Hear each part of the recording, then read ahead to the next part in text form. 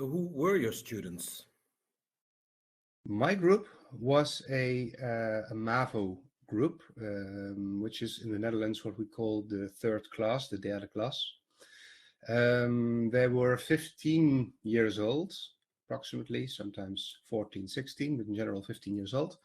And I had 20 of them in my class.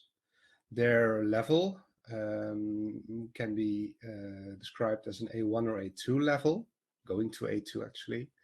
And it was a class with no specific needs. There were some dyslexia students, but that's about it.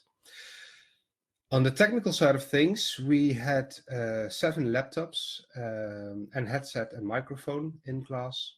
And the objective of this exchange was, of course, intercultural engagement and development.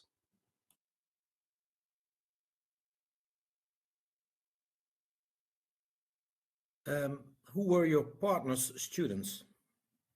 Well, funnily enough, we had a very comparable class. In France, it was also the third class.